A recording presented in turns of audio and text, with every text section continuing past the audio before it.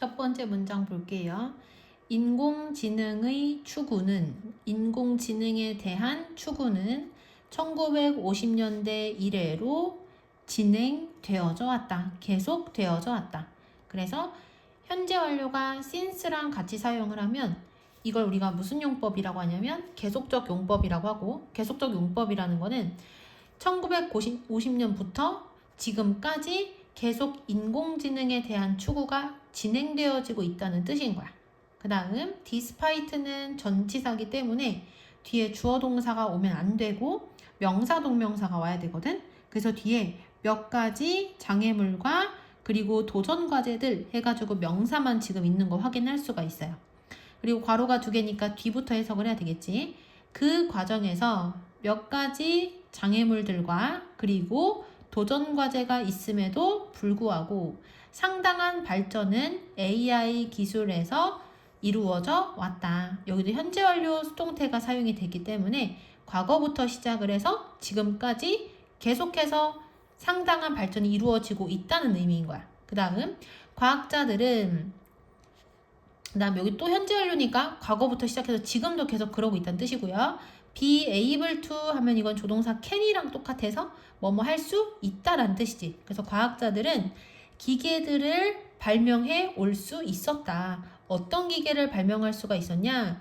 자, 보시면 이 관계대명사절 내부에 동사가 지금 몇 개가 나오고 있냐면 3개가 나오고 있는 거야. 생각하다, 의사소통을 하다, 그리고 보다까지. 이해되시죠? 그래서 어떤 기계냐면 첫 번째, 생각을 할 수 있고, 그리고 두 번째, 소통을 할 수 있고, 그리고 세 번째, 세상을 볼 수 있는 그러한 기계를 만들 수 있어 왔다.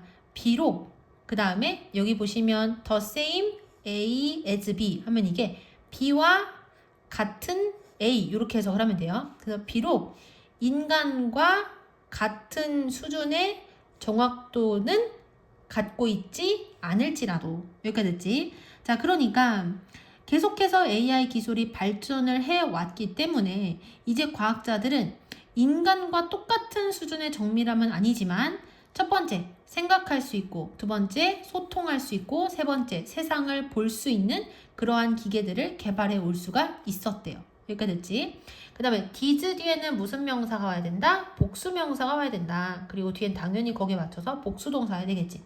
이 기계들은 시간이 지남에 따라 첫 번째, 발전해 왔고, 진화해 왔고, 그리고 향상되어져 왔다. 그 다음 in ing 하면 뭐뭐 하는 데 있어서 이렇게 해석이 되지. 그래서 AI의 역사를 탐구하는 데 있어서 there is there 뭐뭐가 있다라는 뜻이고, 비동사 뒤에 나온 얘가 주어져. 그래서 뒤에 보면 몇 가지 중요한 순간들 해서 이제 복수 주어가 나온 거 보이지? 그러니까 복수 비동사 사용이 되는 것도 확인을 해야 되고, which 뒤에 뭐가 없어요 지금? 주어가 없지. 그래서 얘가 무슨격 관계 대명사? 주격 관계 대명사가 된다. 그 해석을 해보면 AI의 역사를 탐구하는 데 있어서 우리의 주목을 받을 만한 그러한 몇 가지 중요한 순간들이 있다. 그래서 이제 아래서부터는 AI의 역사에서 중요한 순간들이 어떤 것들이 있는지를 하나씩 살펴볼 거거든. 일단 제일 먼저 살펴볼 것은 1950년대에 앨런 튜링이라는 사람이 기계가 인간처럼 생각을 할 수 있는가에 대해서 최초로 질문을 했고, 그리고 그 질문을 통해서 어떤 공헌을 했는지에 대한 이야기가 나올 거예요. 자, 1950년 앨런 튜링은 기계들은 생각을 할 수 있는가? 라는 질문을 했다. 한 다음에 이제 그거와 관련된 내용을 같이 한번 볼게요. 자, 일단 ED로 시작을 하고 그 다음 콤마 찍혀 있으니까 이런 걸 우리가 뭐라고 부른다? 분사 구문이라고 부른다. 됐죠? 그래서 현대 컴퓨터 과학의 아버지로 종종 여겨지는 앨런 튜링은 땡땡땡으로 유명하다. 근데 여기서 보면 be famous for이 뭐뭐로 유명하다인데, 이 for이라는 이 전치사 때문에 뒤에 동명사가 지금 몇 개가 나오고 있냐면 여기 하나, 그리고 또 여기 하나 이렇게 나오고 있어. 그러니까 두 가지로 유명한 거야. 첫 번째는 컴퓨터 메모리의 개념을 개발시키고, 그리고 전자 저장 프로그램을 설계한 것으로 유명했다. 그래서 make 디자인하면 이건 디자인 설계를 하다라고 해석을 하면 되는 거거든. 다시 해석을 볼게요. 앨런 튜링은 첫 번째 컴퓨터 메모리에 대한 개념을 개발하고 그 다음에 두 번째 최초로 전자 저장 프로그램에 대한 디자인을 한 것으로 유명했다. 그 다음 1950년에 In his research paper 여기서 paper는 종이라는 뜻이 아니라 논문이라는 뜻이거든. 그러니까 1950년에 그의 연구 논문인 거야. 근데 그 연구 논문이 어떤 것인지가 요렇게 꾸며주고 있거든. 그래서 계산기계와 지능이라는 제목이 붙여진 그의 연구 논문에서 그는 생각을 불러일으키는 질문을 제기했다. 그게 바로 뭐냐면 기계는 생각을 할 수 있는가? 그 다음 이 연구 논문은 최초의 것이었다. 뭐한 최초의 것인지 투부정사에서 꾸며주면서 설명을 하고 있거든. 뭘 한 최초의 것이었냐면 기계 지능에 대해서 생각하기 위한 틀을 제공한 최초의 논문이었다.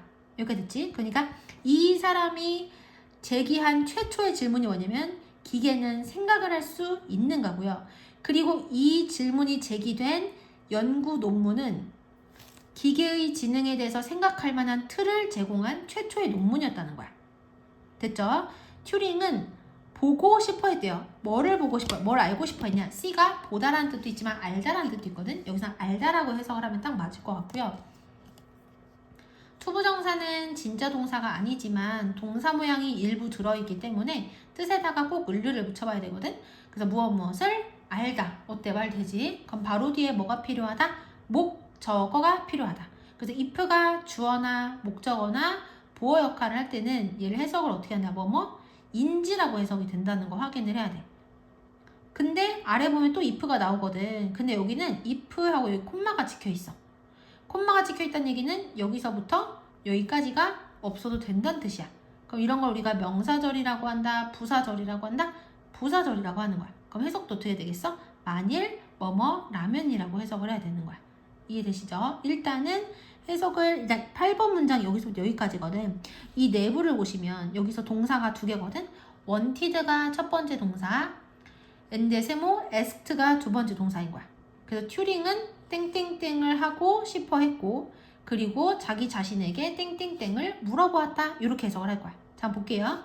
튜링은 기계가 인간만큼 똑똑할 수 있는지를 알고 싶어 했고 그리고 자기 자신에게 만일 기계가 인간의 행동을 모방할 수 있다면 왜 기계는 인간처럼 생각을 할 수가 없을까라고 물어보았다.